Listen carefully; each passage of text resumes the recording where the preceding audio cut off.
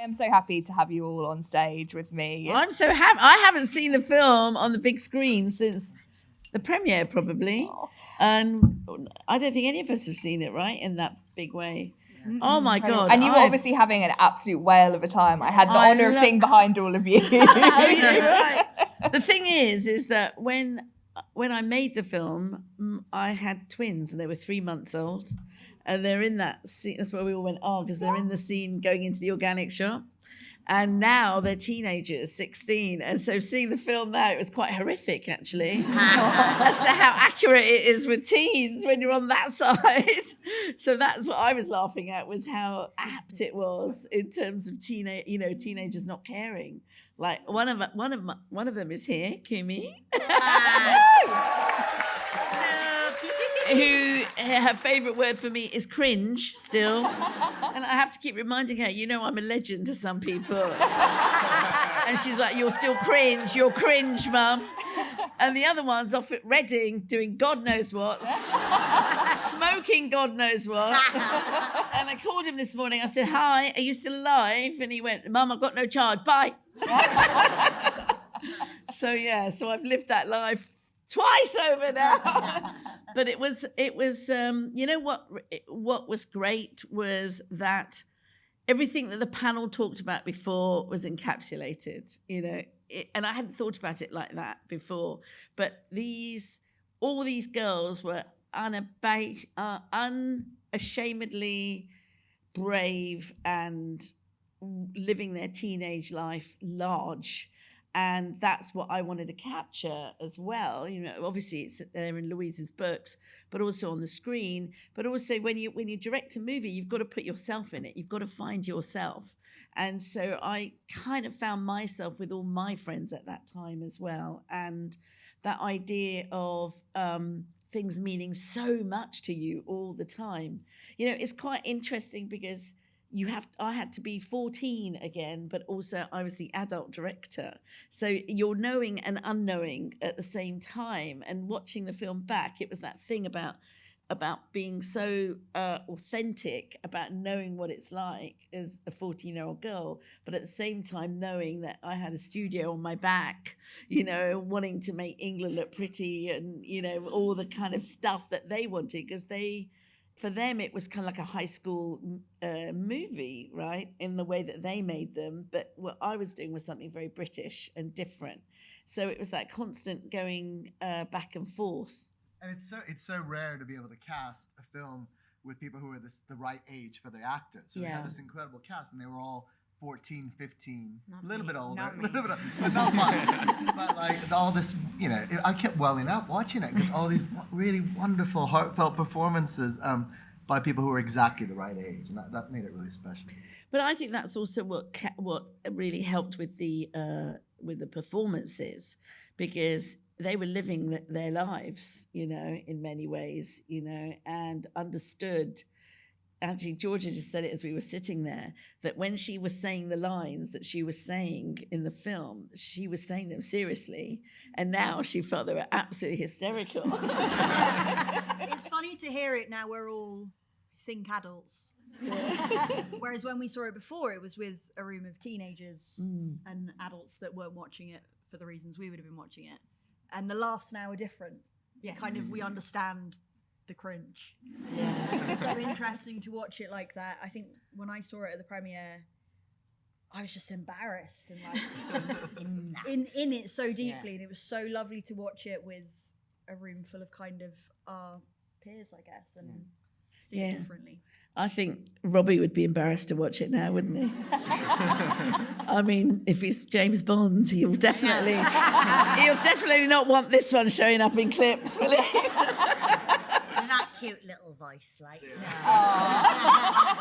That's what we said at the time. I thought it was so hot. And now. You're really mad, Georgia. I wanted to ask about the voice. Was that Aaron's own interpretation of the role, Robbie being from London? I didn't even notice it back then. I thought he was the hottest thing in the world. I think Honestly. it was his voice. It was his voice, That but actually then was his voice. he was. So what? I promised Georgia I'd tell him about what happened with him. So we were looking for Robbie, the actor that would play Robbie, and I was under a lot of pressure by Paramount, the studio, to cast somebody who shall remain nameless, but you'll probably know who it is. But this person, this boy, was very good looking, and he had a bit of a track record as well.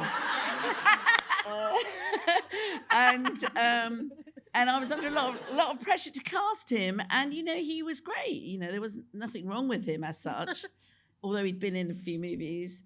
But then Aaron came in one day and was auditioning, and oh my God, he absolutely blew me away. I remember it to this day. He did the scene at the beach, and he was looking out, and he was talking, and the one where your hair falls out. He was doing that one, and he was 16, and he had a great sense of himself, and as an actor he was totally playing the part, and he also did nothing superfluous. That's a great tip for wannabe actors. He did nothing superfluous. He came in, he did the part, and then he kind of left, and I couldn't forget him. I thought he was terrific. And then I went to Paramount and I said, I think this guy's going to be a really successful actor. He's really good. And they were like, well, we've never heard of him, whereas this guy we know, and people love him, and he's really good looking. And I said, well, he's good looking too. He's only 16 yet. And I'm sure he's going to grow into it. And because he was very, we made him look like a sex god, right? With his hair all blown like this, but anyway, it was a real tussle, and in the end, it became a bit of a standoff with the head of casting at Paramount, and I actually was pregnant at the time, so they didn't push me. That's why I remember that, because they said, look, let her do what she wants. She's the director, and so that's why I cast Aaron in that role, and I got away with it, whereas the poor other actor, who I see now and again, kind of. Anyway, let's not talk about that. And Aaron ran with it, and Aaron was amazing. Like the transformation from the audition to everyone. Oh my God, aren't we all like, oh. He played that right. He knew what his role was, and he played it really well. And then sadly for Aaron, because he started when the film came out, he was 18 by then. He just turned 18. When we were shooting, he was 16. And then he started going out with Sam, who lived around the corner from me. And the hardest thing for him was like girls would constantly come up to him. And we're like, oh, Robbie. And even now he gets that. And I think he finds it quite hard because he's now a bearded, man. And he's a proper dad. He's got 2 daughters, and he's so different to that character. But he will forever be that sex god for so many girls and women today. People still want him to say bitch in uniform. Yeah. So, Gurinder and Paul, I wanted to ask, I feel like, as any teen does, Georgia, suffers constantly through the film, but obviously, there's so much heart and, joy to her life as well. How did you strike the balance between, the absolute most, cringy, painful moments of, teenagedom through, the moments of joy and fun with the Ace Gang? Well, in the books are fantastic because they show a very fun-loving Georgia who doesn't always know that she's funny. The olive costume is fantastic. There's so many. I find it hard to divorce the film from the books now. Actually, I'm trying to think what was, But I think with the books, she carries on, over the course of all the books, being the same Georgia, and she doesn't age. Whereas in the film, we had to have an arc. She had to start somewhere and go somewhere. And that, I think, was the hardest thing. And actually, I remember talking to Louise about it. And so we had to show her maturing to some degree. And so I think that we had to then also show pain. You know, everything couldn't be a laugh. And I think when you're a teenage girl reading the books, they're a fantastic breath of fresh air because you have all your own dramas, right? And so the books are a release for you. And so the books fill in those gaps for you, whereas we had to show the pain as well as the laughs in the movie for it to work as a movie. And I think the thing that we were most attracted by, I can remember when we first got approached, was we loved the books and we loved the friendships, and we just thought there's no franchises for young women. There's no, you know, it's always about the boys, and we just thought that we loved the Ace Gang and we loved the kind of tenderness. Someone was talking about in the panel before, the kind of tenderness with the friends and, you know, the romances and the parents, and I loved that. I think that was what really drew us. Well, I think also we had, you know, I had started my career saying that everything I did was about empowering women and empowering girls, and I did that with Bargee on the Beach, my first film, and then I did it with this small film about football, and that specifically was made because I felt that girls weren't allowed to have choices. Everyone had a comment on how girls should be, what they should dress, what they should wear, how they should act, who their friends should be, everything. It's all prescribed for girls. And so that's why I went into battle, if you like, with Beckham and then Bendit. And then this was an opportunity to take that further and really make it for women and make it for girls. I think it's always important to make a film for the character, the audience of the people who are in the film. They're your target audience. So I had to get that audience. So hence they were all that age as well, and that all worked. I remember all the scenes with all the friends were so lovely, and I was a bit embarrassed. I mean, that one when they're doing that and then that, I was like, oh, that is a bit weird, isn't it? You know, because like, you know, shooting 4 girls doing that, it's, you know, you just don't know, right? And so I had my adult hat on, but then it was so sweet and innocent the way they were doing it. And I remember doing that as well. I remember when, you know, all those sort of funny, sitting on the bus, remember that one? When it shakes. Yes, when you're a schoolgirl and you don't know what that is. I remember going to school, anyway. So that's the other thing. It was sexuality, wasn't it? It was what's permissible, what isn't permissible. But I wanted we needed them to be free, you know. And in the books, what's great is you have your imagination, so you can read the characters and you can invest as much as you want. But obviously, in screen, it becomes a different experience. And I think it was really important for the girls to feel as liberated as possible, so they were telling their own story and therefore relating to, you know, to girls of that age. But what's lovely is where I was sitting behind that man there. Yes, you. I saw you laughing so much and holding your head like this. And that's the great pleasure as well, because actually when you make something that's relatable, it to some groups, it's universal for all. Sorry, I outed you there. And to the actors, what was your relationship with the books before you were cast in the film? Were you already familiar with them? Did you have to kind of do your research when you were auditioning and cast in the film? I auditioned for Robbie first, and which would have been a completely different movie. So you were the other actor. I'm joking. And then Peter Dyer, I auditioned for him as well. Yeah, so I kind of did the rounds. And then, when I booked the job, I finally read the books. And I was just trying to, I was sort of, I was 16. So it was very serious. So I read all the books, did all the research. And I don't know if it helped or not, you know, but Well, see, I really liked you. That was the thing. And I kept trying to get you to, where could I put you? Nice. And that's why I kept, you know, thinking which role. Nice. I think I was a little bit older. So I think I just missed. So you guys were that age where those books were for you, whereas I was just a little bit older, so I had to go back.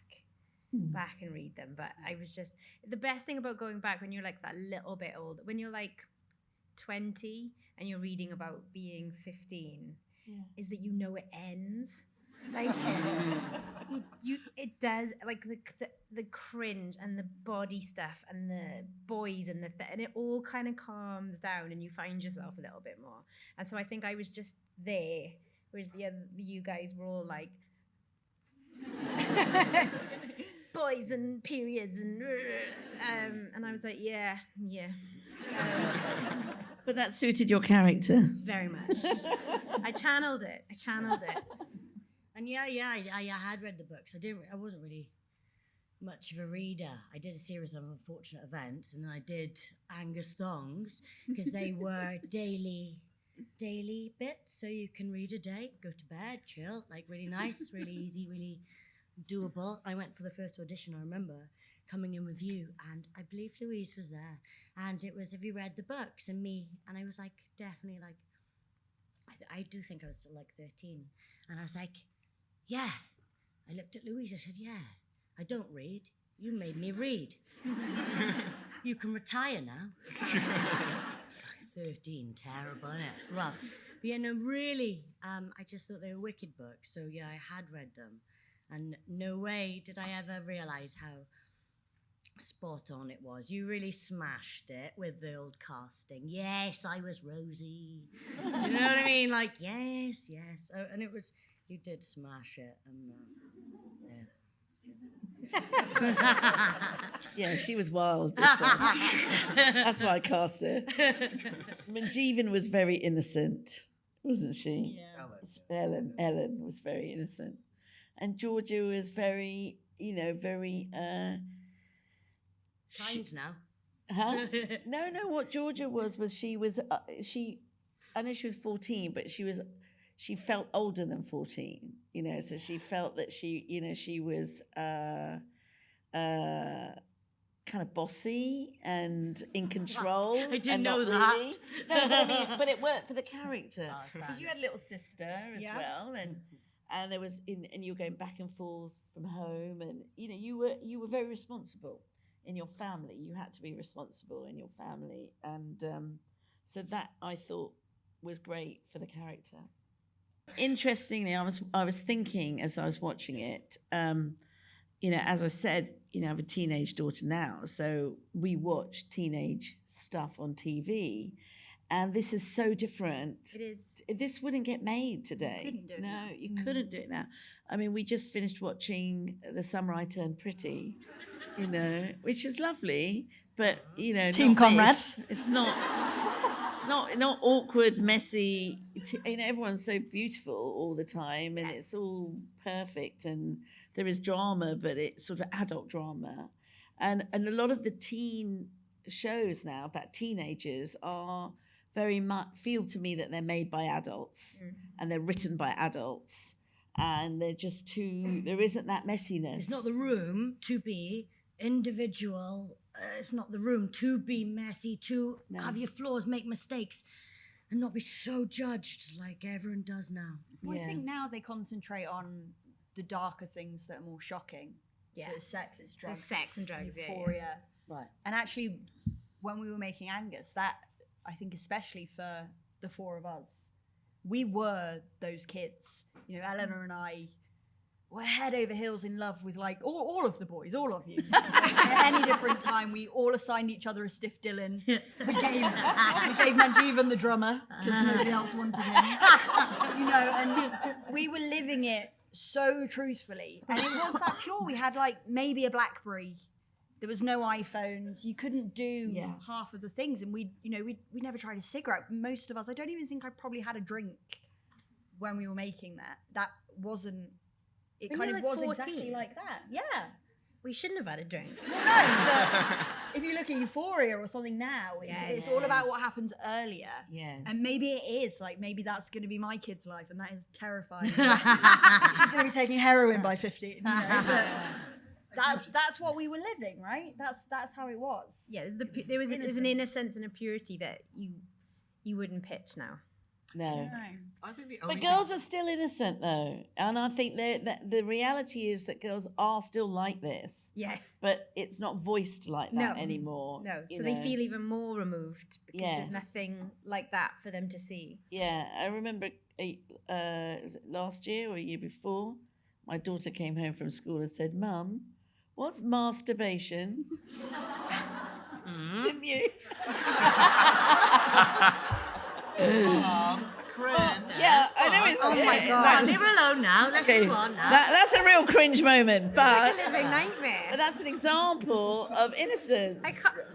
She's innocent, and that innocence isn't shown on screen in the same way. Shouldn't be. I was gonna say, Don't ask me how I answered that. Oh my God. the only thing tonally I've seen in a long time that I think shares some of Angus, and we watch it with Kumi, and I love it. We all love it. Is I think Heartstopper. I think Heartstopper has a real sweetness and it has a tenderness, and it's not, it's dealing with different issues, but it has that kind of underlying sweetness. It does, except when Kumi and I were watching it, because you were fast asleep on the sofa. When we were watching it, we were both going, God, everyone's sex mad in this, because everyone, whoever they are, trans, whatever, and that's great and to be applauded. But everything is about sex and who you're going out with and all that in Heartstopper. It is, and that is again reflective of somebody wanting to make a show about sexuality and sexual intolerance of all kinds of, but not the teenage side, I would say from watching this, I'm so sorry to interrupt, but it did like pick out to me that, when we had like the odd scenes where honestly it was like just so teeny weeny, little bit of thong, little bit of this, it just so perfectly done. It just really was, because we touched on it, we felt it, we knew we were actually talking about thongs, but it was the teeny briefest flash, and you could see like the touches of how all of us girls, like, I'm going to roll up my skirt just a little bit, but it was like, it's normal, it's a nod to it, but it wasn't entirely focused on that. No. It's kind of like how we actually live and think, as opposed to filming it. Well, I didn't see anybody as sexualized except for the builder. And we all saw that. And our mums. I think it's about the cusp, though. It's about that kind of yeah. sparkly moment just before you grow up, before you enter into the teenage years. Exactly. It's a really sparkling age where there's kind of possibility and wonder. Well, before it all goes tits up. Well, that's why Sugar and Bliss and all those magazines that we showed were important. In my day, it was Jackie. Yeah. And all the agony art. Everyone went to the agony art page, and to hear what everyone's problems were. Yeah. And you need, that's what we had. Now I guess you go on TikTok and someone's talking about stuff. So depressing. But at least there's that honesty. No, we do want that, like, oh, cringe, I've been through this, honesty, like wildness, as opposed to the perfection that's sort of perpetuated everywhere. That's what we The want. Britishness of the movie as well just comes through. It dances on sentimentality, then it's just cringe and like hilarious. It's really unique. Very British. Yeah. That's what I was going for. And the soundtrack. Oh, I was amazing. just gonna ask about the So soundtrack. good. You guys are making my job very easy today. I could just sit back and listen to you guys for hours. It's We're just sitting perfect. here reminiscing, aren't we? No, it's honestly so lovely. I mean, I knew that. See, the British thing is actually Tommy just said. What I wanted to do was make this very different to what they were making in America, and obviously Louise is very British, and the books are very British and English, and so I wanted to honour that world and not try and do make an American kind of teen movie in Britain, and so I thought the way to do that was make it even more British than perhaps. So hence all the slang and but also the music, and so every single band is British. A lot of female bands, a lot of female vocalists as well, which was unusual. And and some of the songs weren't hits, but they were great, and then they became hits after the movie. Really good soundtrack. Yeah. Really good. And it's such a time capsule. I was sort of sitting in the audience nodding, going, "Oh my god, this song I completely forgot about it." And I could see other people in the audience were doing that as well. And I guess it is kind of like the freshness of the songs at the time. It felt like what people that were that age were actually listening to. Yeah. It's great. 15 years. Come Dance With Me was 15 years old. And still a banger, as it Yeah. ever was. I do want to ask, I mean, in a lot of high school films, I feel like the high school itself feels like it's such a like crucial environment and you kind of really get to know it. But in this film, it feels like Eastbourne is kind of like, you understand and you know Eastbourne. As I said in the beginning, I am from like the South Coast, so I do like know those locations very well. But I'm really interested to hear how you kind of built that small coastal townness to Eastbourne, and also, you know, the books are set in Brighton and the change from Brighton to Eastbourne. Well, so the way I sold it to the Americans at the time was it's John Hughes. We're doing 16 Candles. We're doing like it's a British John Hughes movie. And John Hughes is very much about the place. It's not about the high school's incidental in it, or it's part of it, but it's about the place and you know the makeup of the town, and if someone's from the wrong side of the tracks and all that. And so I was going for that, so that the geography of the place was important. But they do live in. It was Eastbourne, but Brighton was very pretty, and so we used a lot of Brighton for Eastbourne. And I can't stress enough that when you're making a studio film, you know, the studio is over everything, you know. So to be able to do something that stands a little bit aside from that, you know, you have to really have a very strong sense of what you're doing. And so I think that, you know, with the books and that sense of British seaside culture, and also provincial girls and their problems, was like, you know, I needed to take that world and make it big, and that's what we set out to do. And universal. And the funniest thing now is when I go for meetings in LA, and you know, and this happens regularly. So I'll be at Warner Brothers, or I'll be at Disney, or I'll be somewhere, and I'll go in for my meeting with the exec, and then I'll come out. When I've gone in, the assistant's showed me in, and when the meeting's finished and I'm getting ready to leave, there'll be about 5, 6, 7 women who've all come where the assistant Like is. yeah. And they're all going, oh my God, we love Angus. Oh, it's so.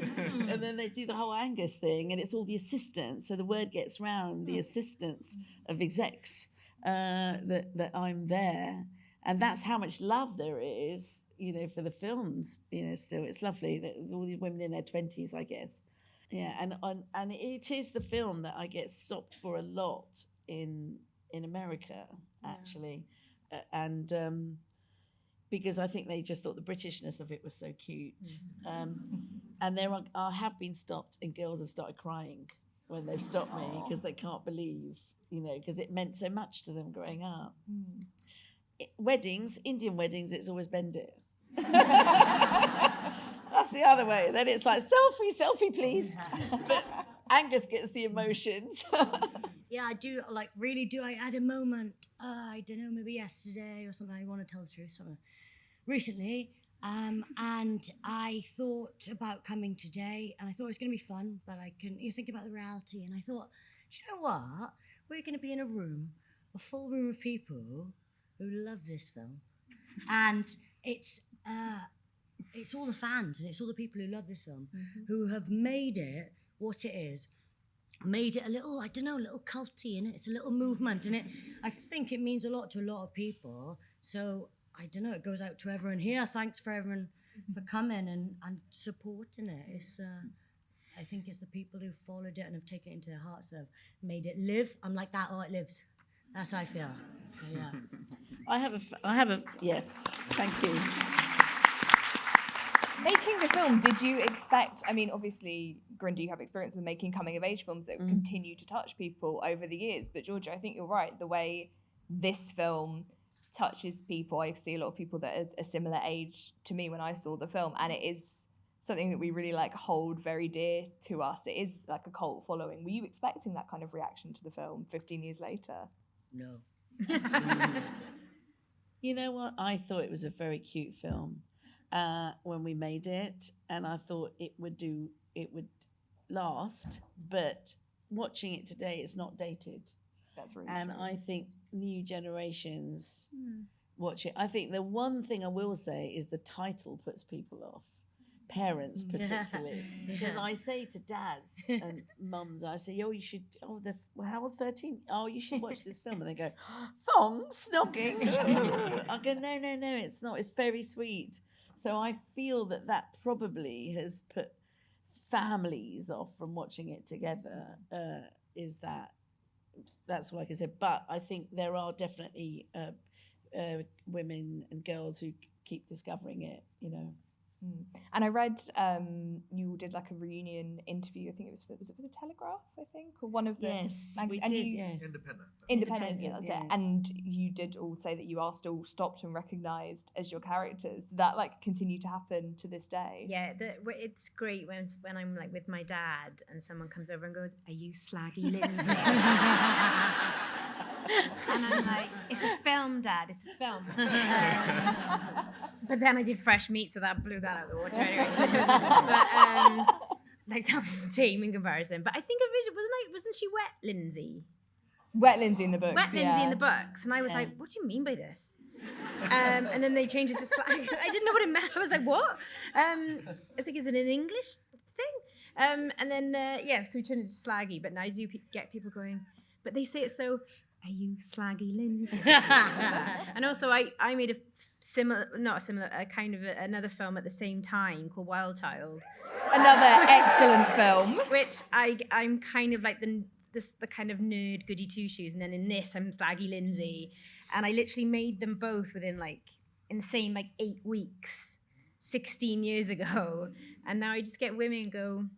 Whenever I've had a shit day at work, whenever I break up with somebody, whenever it's those two films are the films I put on. I get a glass of wine and they're all over 18, like they're not.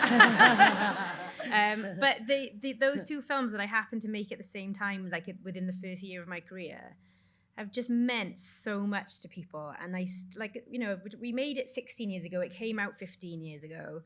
We're mums and adults and things now, and it just means so much to people, and that means so much to us. I think that's what Georgia's trying to say, is that you don't underestimate how much it means to us, how much it means to you. Yeah, made it. Yeah. Well, that was what was lovely today in the audience, was just being able to relive every emotion with everyone sighing and clapping at all the parts that we were, and cringing at all the parts. Also the anticipation of the lines. Yes. So clearly in everybody's brain, and you're waiting for that moment is amazing. My friend described it as having a pre-cringe when the pizza scene came on. She was like, "Oh, I'm pre-cringing already."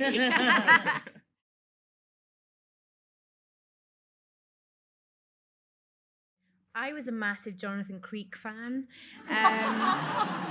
And so when we did the party scene and I was waiting for my bit to come on and be a bitch, I was sort of sitting next to Alan Davis, like that.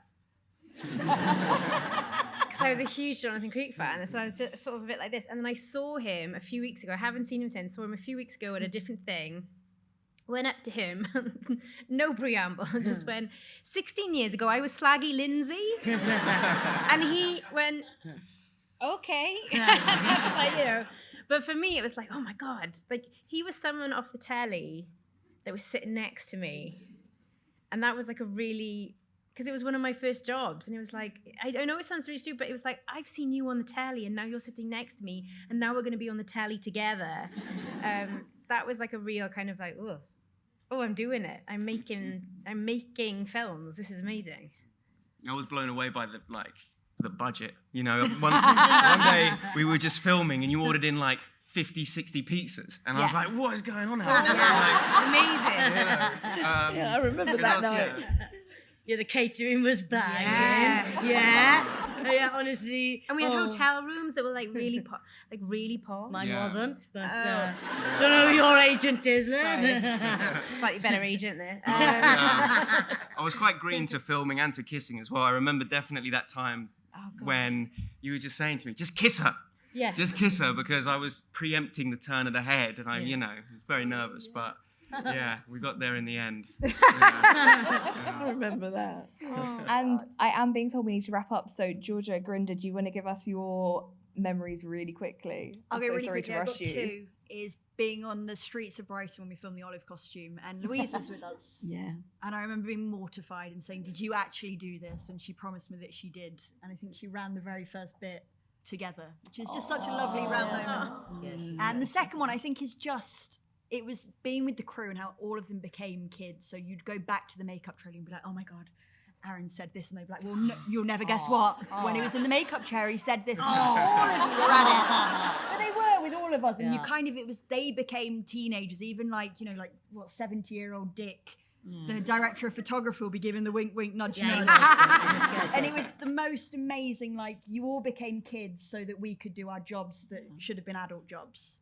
And that was a really special thing that let us all grow up. I grew up on that set. That was the moment I became a woman. Cringe.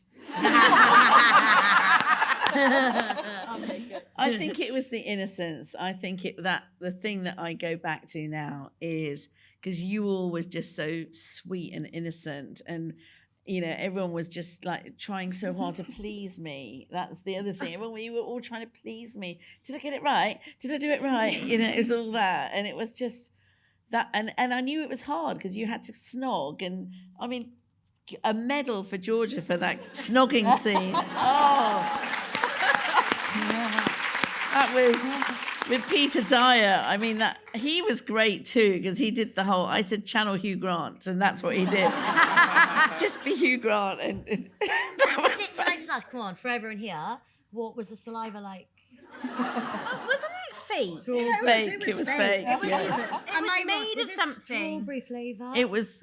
It was like glycerine. Glycerine. It was glycerine. Yeah, that's right. And I didn't let him have fish for lunch. But I think the other thing that I now, when as a we as women, when we do our jobs, we're kind of like often, we're not used to being cocky, like, in the way that blokes are, basically. And I was like that. And I wasn't, as at that point, a bit different now, but at that point, but what I remember was just following my instinct on everything, and just the way I set shots up and the way I just foregrounded the girls all the time. And I remember shooting that scene when they're all eating chips by the, when she's just discovered that Robbie's going out with fake Lindsay, and all four friends are at the beach eating chips, and Ellen gets everything wrong, when they're trying to cheer her up. Like, I remember shooting that and just knowing immediately how I was going to do it. And even though the sea was there and it was loud, but we knew what we were going to do. And the 3-shot and the single. And then when Ellen says something, they all turn and look at her like that. And it was sort of larger than life. The shots are larger than life because that's what it feels like when you're in a crisis. It was larger. So the marrying of me as a director and also as a woman, and also knowing what that feels like and being able to use the camera language to expand that teenage sensibility. I think that's, now looking back, at the time I was just going with instinct and that, but now looking back as a more experienced director, I think it was wonderful that I was also able to be free, to shoot like a teenager. Like, can I just say as well, I knew it was badass at the time, but I didn't realize how badass it was until I had a baby myself. You had 3-month-old twins and you were directing a studio movie. Like, I couldn't wash my hair. Like, I knew at the time, I was like, this is impressive. But oh my God, that's impressive. I also think more than that, at the time, you were one of the only female filmmakers at that level. We had a female producer, the late, great Michelle Fox. Yes. And that for kind of young girls who you're usually surrounded by men on a film set. Yeah. And it was the first time I thought, oh my God, there's space there for us. Like, I could be the cameraman. It was very supportive. If I wanted to. Like, that's really cool, and it's still not enough. Yeah, and in the swimming pool scene, do you remember with the legs? I don't know if any of you knew this, but when we were setting up the swimming pool fake tan legs thing, I was in the lifeguard's office expressing milk. In between shots. Sorry. That is